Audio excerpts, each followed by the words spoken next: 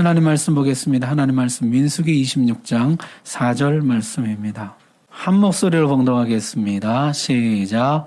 여호와께서 애굽 땅에서 나온 모세와 이스라엘 자손에게 명령하신 대로 너희는 20세 이상 된 자를 계수하라 하니라. 아멘. 하나님 말씀 전하겠습니다. 모세에게 마지막 사명이 주어졌습니다. 다시 인구조사를 하라는 것이죠. 1세대는 모두 광야에서 죽었습니다. 2세대를 다시 세워보아라. 세웠더니요, 60만 1,730명. 첫 번째 인구조사 때와 크게 다르지 않았습니다. 아마 이스라엘 백성들이 깜짝 놀랐을 것이에요. 우리 하나님 정말 신실하신 분이시구나. 첫 번째 인구조사할 때도 놀랐었죠. 하늘에 별과 같이 많게 하시겠다더니 정말 그렇게 하셨어요. 장정만 60만, 전체 200만. 애굽이 위협을 느낄 정도로 거대한 민족이 되게 해 주셨습니다. 이번에 인구조사해 보니까요, 사람의 실수, 실패에도 불구하고 하나님은 여전히 신실하시구나. 그 많은 불평, 원망, 거역, 반역에도 불구하고 하나님은 자기 계획을 변경, 축소하지 않으시고 하늘의 별과 같은 이 백성을 그대로 유지시켜 주셨어요. 하나님은 자기 약속에 신실하신 분이구나. 다시 한번 하나님께 대해서 감탄했다는 것이요.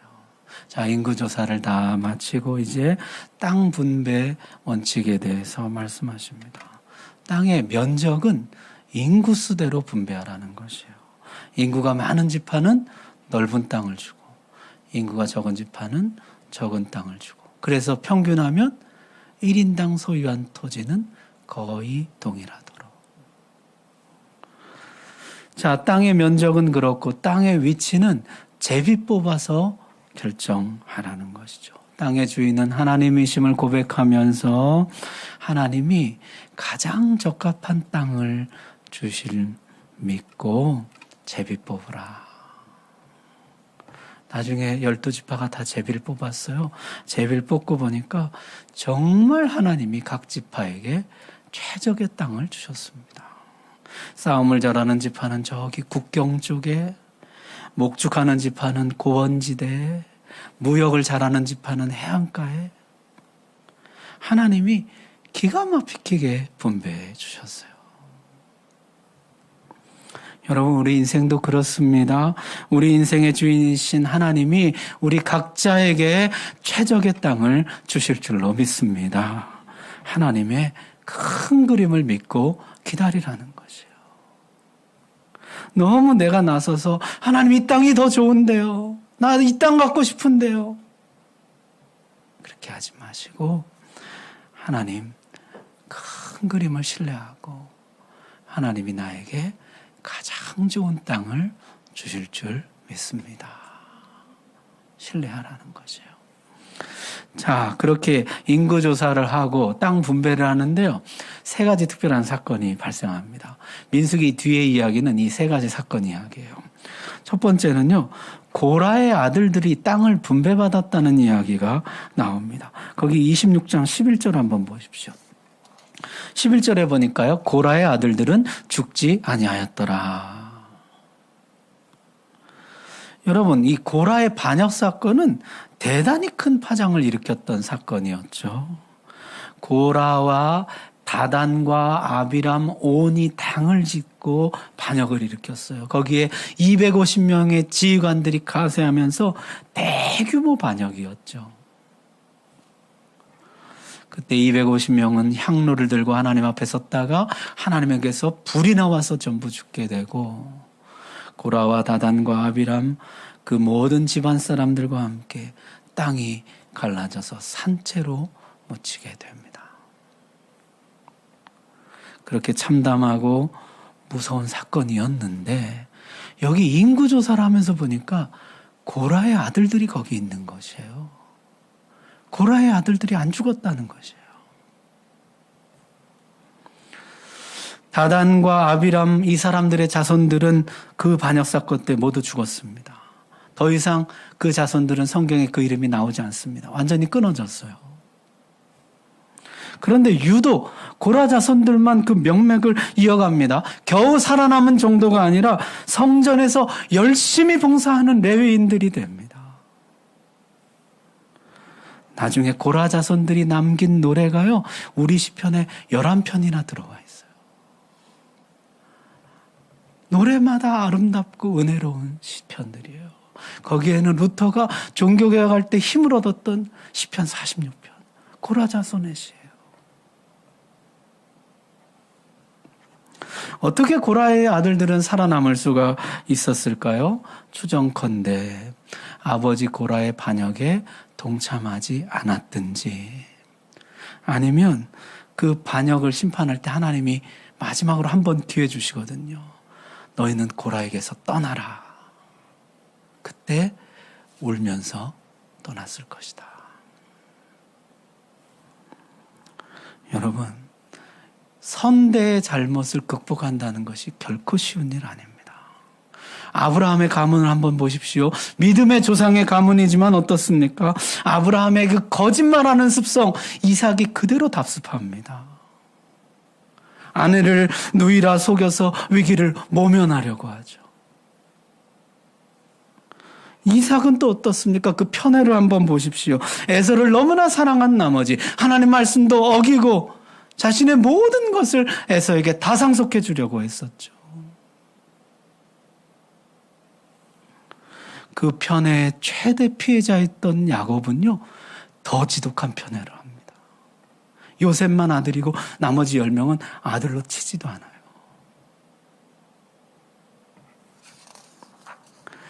가족력 중요하다, 우리 그런 얘기 하잖아요.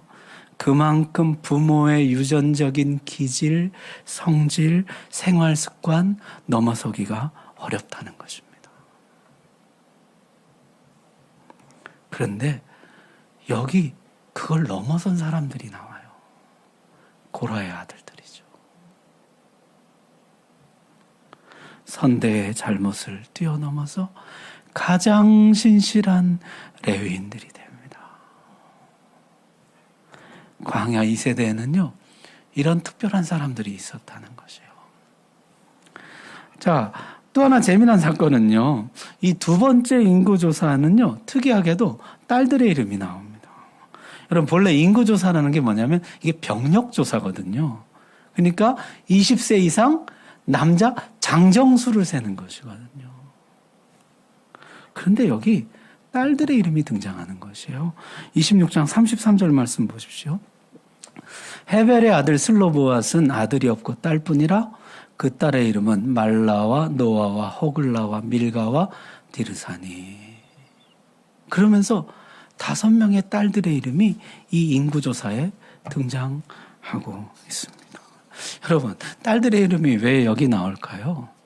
이 딸들이 아주 특별한 딸들이거든요. 하나님이 아까 땅 분배 원칙을 정하셨잖아요. 지파별로, 가문별로, 가족별로, 인구수대로 땅을 분배하라 그랬는데요. 여기에 일이 있습니다. 그리고 낯선 사람도 있었어요. 그들이 이 슬로보앗의 딸들이었어요. 왜 아들들만 땅을 상속받을 수 있습니까? 우리 집은 아들은 없고 딸만 있는데 그러면 우리 집은 땅을 받지 못하는 것입니까? 우리에게도 땅을 주십시오. 그러고 나섰다는 것이에요. 참 대담하고 당돌한 아이들이죠. 당시 여성은 아버지와 남편에게 종속되어 있던 시대입니다.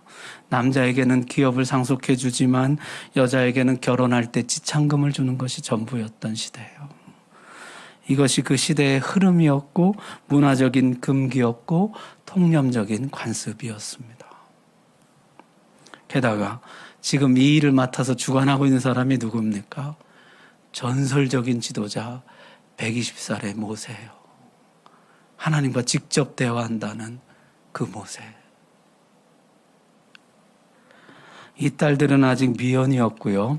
보통 그때 결혼을 10대 중후반에 했으니까요. 아마 얘네들 나이가 10대 중후반 아니면 많아야 20대 초반입니다. 이제 겨우 20살밖에 되지 않은 여자아이들이 당시 여호와의 임재가 있는 성막 앞으로 나와서 자기에게 주어진 이 마지막 사명을 수행하고 있는 살아있는 전설 같은 모세 앞에서, 대제사장 엘르아살 앞에서, 모든 지파 어른들과 온 백성 앞에서 당당하게 외치는 것이에요. 우리에게도 기업을 주소서. 우리에게도 땅을 주소서. 이 모든 사람들이 얼마나 황당했을까요? 쟤네 뭐야? 어디서 저런 애들이 나왔지? 그런데요, 모세가 이 말을 들어줍니다. 어디 여자가 여기 너희들이 낄 자리가 아니야. 그러면 그만일 텐데요. 모세가 이 일을 가지고 하나님께 나갑니다. 여러분 27장 5절 보십시오. 모세가 그 사연을 여호와께 아뢰니라. 여러분, 저는 모세의 위대함이 이런 데 있다고 생각해요. 모세가 율법의 대가입니다. 율법을 하나님께 직접 받은 사람이고, 그 율법을 백성들에게 전달해 준 사람이고, 그 율법을 가르쳐 준 사람이에요. 120년 연륜과 경험이 있습니다. 그러나 섣불리 판단하지 않고 임의대로 해결하지 않아요. 하나님께 들고 갑니다. 하나님께 그 사연을 아뢰니라. 그러니까 실수하지 않는 것입니다. 여러분, 우리가 아무리 경험이 많고 성경에 밝아도 하나님께 겸손히 묻는 사람 되길 바랍니다. 모세가 이 말을 들어줬다는 것도 놀라운데요. 더 놀라운 것은 하나님도 이 말을 들어주셨다는 것이에요. 27장 7절 한번 보십시오. 7절에 이렇게 말씀합니다.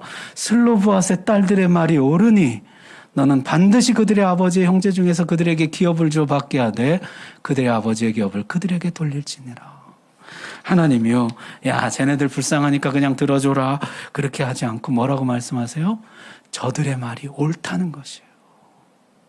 저들의 말이 내 공의에 부합한다는 것이에요. 하나님의 마음에 맞는다는 것이에요. 도대체 뭐가 그렇게 하나님의 공의에 맞고 하나님 뜻에 부합했을까요? 이 아이들의 말 어디가 그렇게 하나님 마음에 쏙 들었을까요? 믿음입니다.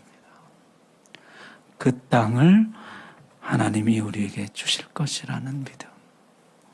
여러분, 지금요, 땅을 다 정복해 놓고 분배하는 것이 아닙니다. 이제 정복하러 가야 돼요. 이제 이 땅 내가 분배받았다 등기 권리증 가지고 가면 그냥 그 땅 내주는 것이 아니에요. 가서 싸워야 돼요. 싸워서 차지해야 하는 땅입니다. 가서 그 땅을 차지하고 그 땅을 개간하고 새로 건설해야 됩니다. 이게 날로 먹는 땅이 아니라는 것이에요.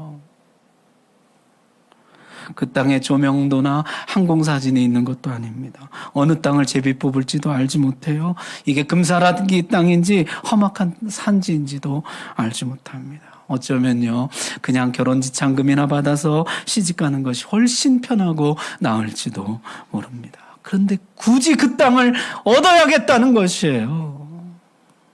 하나님이 약속하신 땅, 하나님이 우리 가정에게 주는 이 땅, 난 반드시 얻어야 되겠습니다. 우리에게도 기업을 주십시오. 마치 갈렙이 이 산지를 내게 주소서 외쳤던 것처럼 85세나 되신 분이 그냥 좋은 땅, 편한 땅 드리면 못 이기는 척 받아서 편안히 사시지. 굳이 이 산지를 내게 달라고, 하나님 나에게 약속하신 그 산지를 나에게 달라고 굳이 그 산지를 요구해서 마침내 그 산지를 취했던 것처럼 이 딸들이요, 그 땅을 달라는 것이에요. 하나님 우리에게 약속하신 그 땅을 주시오.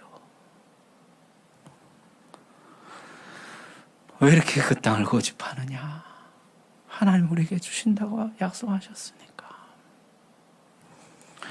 하나님의 약속을 믿고 끝까지 붙드는 것, 그게 믿음인 것이죠.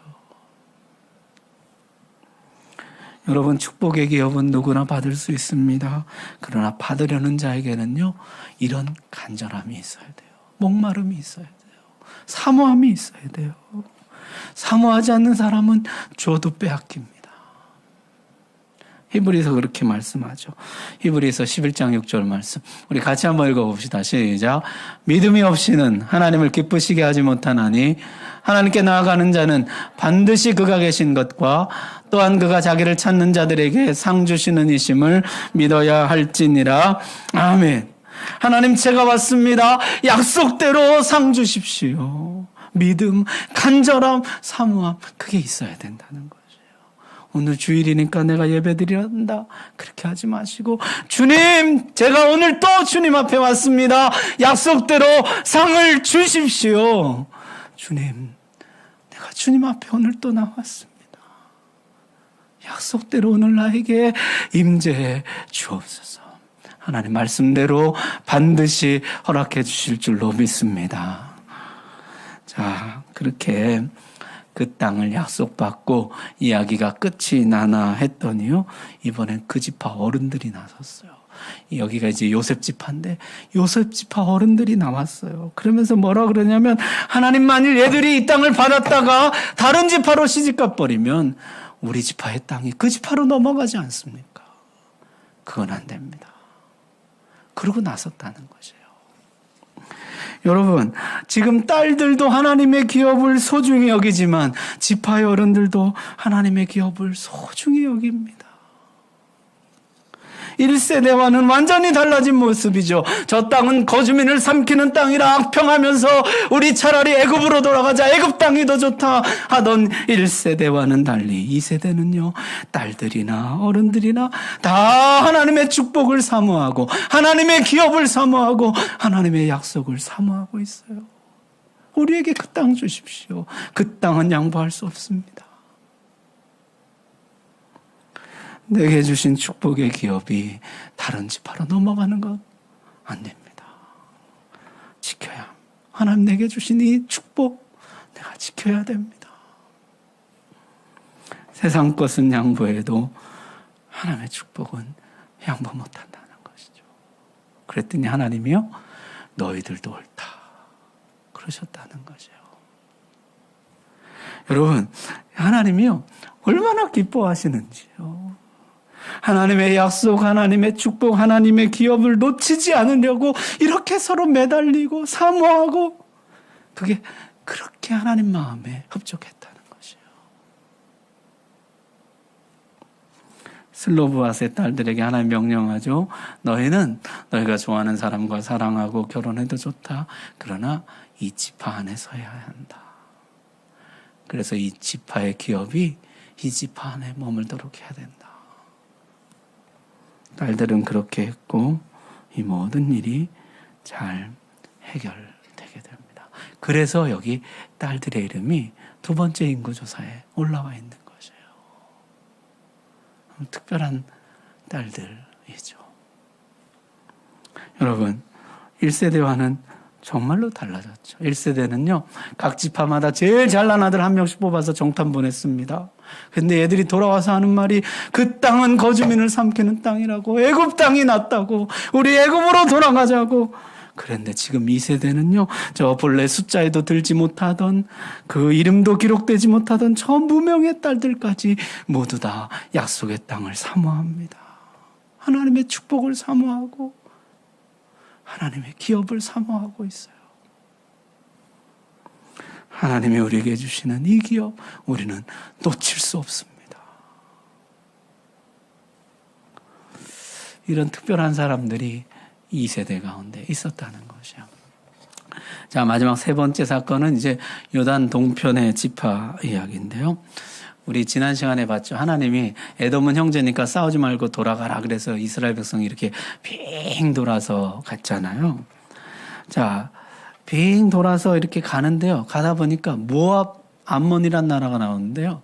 이 나라가 군대를 이끌고 가서 못 간다는 것이에요. 그래서 그들과 싸워서 그 땅을 정복하게 됩니다. 자, 정복해 놓고 보니까요, 이 땅이 참 좋은 땅이에요. 여러분, 본래 하나님 주시기로 약속한 땅은 요단강 서쪽 땅입니다. 지도 한번 봐보세요. 이 가운데가 이제 요단강이고, 이쪽 서쪽에 있는 땅, 이 땅이 원래 하나님 주시겠다고 약속하신 땅이거든요. 그런데 그 다음 지도 한번 보여줘 보세요. 삥 돌아가는 바람에 이 오른쪽에, 요단강 오른쪽에 있는 이쪽의 땅들도 덤으로 얻게 돼요. 저쪽의 땅들까지 얻게 되는 것이요. 여러분, 형제와 싸우지 말라는 하나님 말씀에 순종했더니 하나님이 덤으로 요단 동편까지 주셨다는 것이죠. 순종에는 항상 상이 있습니다. 괜히 나만 돌아가라 하신다 그러지 말고 하나님 말씀대로 하면 거기에 예기치 못한 상이 있어요. 본래 예정에 없는 땅인데 하나님이 선물로 주신 것이죠.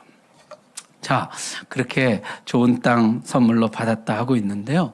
르우벤 지파, 갓 지파가 이런 제안을 하고 나섰어요. 우리에게 가축이 많은데 지금 이 땅이 목축하기에 좋으니 우리로 하여금 이 땅에 그냥 정착하게 해 주십시오. 우리는 요단강 건너가지 않고 이 요단강 동편 이 땅에 그냥 정착하겠습니다. 그랬더니 모세가 염려했다는 것이죠. 지금까지 잘해왔는데 여기서 너희가 빠지면 갑자기 사기가 떨어지지 않겠느냐. 지금까지 12지파가 파죽지세로 승리하면서 왔는데 갑자기 너희 2지파가 빠져버리면 이제 10지파만 가지고 와서 전쟁해야 되는데 힘들지 않겠느냐. 그러면서 옛날 얘기를 합니다. 40년 전에도 약속의 땅을 코앞에 두고 그만 정탐꾼들이 돌아와서 믿음 없는 이야기 하는 바람에 사기가 급격히 떨어지고 우리 애굽으로 돌아가자 그랬던 적이 있는데 너희가 지금 그 죄악을 또다시 반복하려느냐. 그랬더니요, 이 2지파가 아니 그런 게 아니고요. 우리가 같이 안 가겠다는 것이 아니고 우리가 이쪽에 우리 아이들, 우리 가축들 안전하게 살 수 있도록 성을 쌓고 수비를 한 다음에 우리는 요단강을 건너가서 싸움에 앞장서겠습니다. 하나님이 우리 모든 형제들에게 그 땅을 다 주실 때까지 우리가 돌아오지 않겠습니다. 싸움 다 마치고 싸움 다 끝나고 땅 분배 다 끝나면 그때 돌아오겠습니다. 그때도 요단강이 서쪽에 있는 땅, 하나님 원래 주시겠다고 했던 땅에서 우리 몫을 요구하지 않겠습니다. 전리품도 하나도 요구하지 않겠습니다. 빈손으로 다시 우리 가족에게로 돌아오겠습니다. 그랬더니 모세가 허락했다는 것이죠. 그리고 이제 모세와 약조를 맺었어요. 싸움 끝날 때까지 선봉에 서서 싸움을 다 마치고 끝나면 돌아오겠습니다. 자, 여러분, 이 약속은 지켜졌을까요? 안 지켜졌을까요? 이 약속 이야기가 여호수아 22장에 나옵니다. 22장 3절에 보니까 이렇게 말씀해요. 여호수아가요 2지파를 불러서 칭찬합니다. 오늘까지 날이 오래도록 너희가 너희 형제를 떠나지 아니하고 오직 너희 하나님 여호와께서 명령하신 그 책임을 지키도다. 너희가 약속 잘 지켰다는 것이죠. 오늘까지 날이 오래도록 너희가 그때 그 약속을 참으로 신실하게 지켰다는 것이요. 여러분, 사실 이 약속 누구와 한 약속입니까? 모세와 한 약속이에요. 모세 생전에 잘 지켰다 그래도 거기까지만 해도 잘한 것이에요. 그런데 모세 사후에 여호수아에게까지 그 약속을 변함없이 지켰다는 것이에요. 약속 당사자는 이미 죽고 없습니다. 그러나 그 약속을 끝까지 지켰다는 것이요. 왜 그렇습니까? 모세와 한 약속이기도 하지만 하나님과 한 약속이기 때문이에요. 진짜 신실한 약속이란 그런 것이죠. 상황이 달라져도 지키는 것이에요. 낮은 형편과 상관없이 처음 약속을 지키는 것. 그게 신실함이에요. 우리는 급한 마음에 협조를 이끌어내려고 일을 성사시킬 욕심으로 약속을 남발합니다. 그러다 일이 성사되면은 약속을 이행하지 않으려는 유혹을 받습니다. 내가 약속한 것은 실수였다고 말하고 싶은 유혹을 받아요. 약속을 번복하고 싶은 유혹을 받는 것이죠. 사람 마음이 참 간사합니다. 갈 때 다르고 올 때 다르죠. 그런데 이 사람들은요, 끝까지 약속을 지켰다는 것이에요. 오늘까지 날이 오래도록. 가나안 정복 전쟁을 보통 짧게는 7년 보고요, 길게는 14년 봅니다. 전화도 없고 이메일도 없던 이 시절에 처자식 요단 동편에 남겨두고 이 긴 시간 변함없이 약속을 지켰다는 것이에요. 너희는 참 신실하게 그 약속을 지켰다. 하나님 칭찬합니다. 여러분, 좋은 일도 끝까지 하기는 어렵습니다. 용두사미가 얼마나 많아요. 사실 우리가 다 그렇죠. 처음부터 약속 작심하고 안 지키는 사람, 그런 사람 많진 않죠. 지나다 보니까 못 지키는 것이죠. 대부분은요, 처음 약속 끝까지 못 지킵니다. 끝까지 약속 지키는 사람 많지 않아요. 하나님이 칭찬합니다. 너희 참 신실하구나. 자, 광야 2세대는요, 이런 특별한 사람들 있었다는 것이죠. 신실하게 약속을 지킨 사람들. 광야 2세대 참 특별한 세대였어요. 선대의 잘못을 극복하고 하나님의 축복의 기업을 사모하고 상황의 변화, 유불리를 떠나서 오래도록 신실하게 약속을 지키는 사람들이에요. 그래서 성경에 보면 이스라엘 역사상 가장 특별한 세대입니다. 가장 독특한 세대. 그래서 사사기는요, 이 세대의 특별함을 이렇게 기록합니다. 백성이 여호수아가 사는 날 동안과 여호수아 뒤에 생존한 장로들, 곧 여호와께서 이스라엘 위하여 행하신 모든 큰 일을 본 자들이 사는 날 동안에 여호와를 섬겼더라. 이 세대의 특징은 뭐냐면요, 여호와의 큰 일을 본 자들이에요. 여호와를 섬긴 자들. 하나님의 큰 역사를 본 세대. 하나님을 섬기는 세대. 이게 이 세대의 특징이에요. 그래놓고 10절에 가면 뭐라고 말씀하냐면요, 그 세대의 사람도 다 그 조상들에게로 돌아갔고 그 후에 일어난 다른 세대는 여호와를 알지 못하며 여호와께서 이스라엘 위하여 행하신 일도 알지 못하였더라. 다른 세대들과는 구별되는 전혀 다른 세대예요. 아주 특별한 세대. 하나님을 전심으로 경외했던 그 특별한 세대 였다는 것이죠. 여러분, 이스라엘 역사상 가장 하나님을 경외하였던 이 특별한 세대, 이런 세대는 어떻게 만들어질까요? 이런 특별한 세대는 뭐가 만들어내는 것일까요?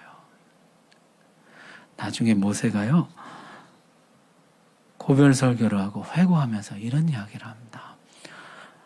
내 하나님 여호와께서 이 40년 동안에 내게 광야길을 걷게 하신 것을 기억하라. 이는 너를 낮추시며 너를 시험하사 내 마음이 어떠한지 그 명령을 지키는지 지키지 않는지 알려 하심이라.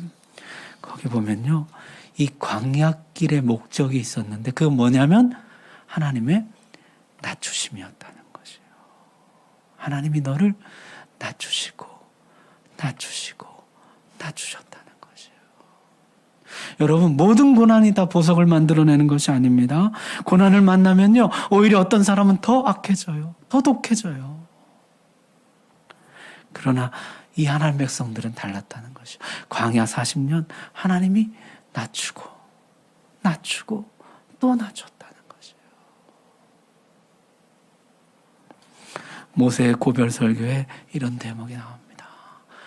오늘 내가 내게 명하는 이 말씀을 너는 마음에 새기고 내 자녀에게 부지런히 가르치며 집에 앉았을 때든지 길을 갈 때든지 누워있을 때든지 일어날 때든지 이 말씀을 강론할 것이며. 여러분, 이게 모세의 고별 설교이지만 누가 이렇게 했다는 것이에요?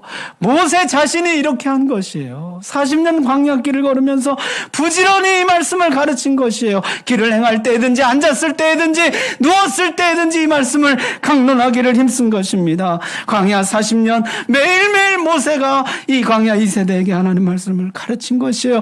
마치 1세대가 약속의 땅에 못 들어간 것이 내 잘못인 것처럼, 마치 이들이 광야에서 죽어가야만 하는 것이 내 죄인 것처럼, 어떻게 해서든지 이 광야 2세대는 약속의 땅에 들여보내야 한다는 사명감으로 날마다 말씀을 강론하며 이 말씀을 가르쳤던 것입니다.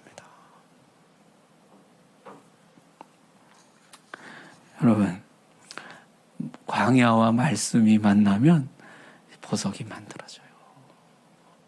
참 재미있게도요, 이 말씀과 광야라는 단어가 성경이 히브리어로 써있잖아요. 구약 성경이. 이게 어근이 같아요. 말씀이 다바르인데요, 광야는 미드바르예요. 말씀과 광야가 만나면요, 보석이 만들어져요. 사람이요, 낮아져요. 말씀과 광야가 만나면 하나님 말씀을 순종할 줄 알게 돼요. 여러분, 다윗도 광야에서 말씀으로 빚어지죠. 세례 요한도 빈들에서 말씀을 받습니다. 우리 주님도 광야에서 말씀으로 다듬어져요. 그렇게 공생애를 시작하시죠. 사랑하는 우리 성도 여러분, 금년 새해 어쩌면 우리는 광야길에서 시작하는지 모릅니다. 그 어느 때보다 힘들고 어렵고 쪼들리고 고통스러운 시간 가운데에서 새해를 시작하는지 몰라요. 그런데 그냥 광야로만 끝나면 안 돼요. 말씀이 있어야 됩니다. 광야와 말씀이 만날 때 비로소 낮아지는 것이에요. 비로소 순종하게 되는 것이에요. 여러분, 광야를 만났는데 내가 아직도 낮아지지 않았습니까? 말씀이 부족한 것이에요. 광야를 만났는데 그저 고통스럽기만 할 뿐 아직도 내가 순종할 줄을 모릅니까? 말씀이 부족한 것이에요. 광야와 말씀이 만날 때 보석은 만들어지는 것이에요. 비로소 낮아지는 것이에요. 비로소 순종하는 사람이 되는 것입니다.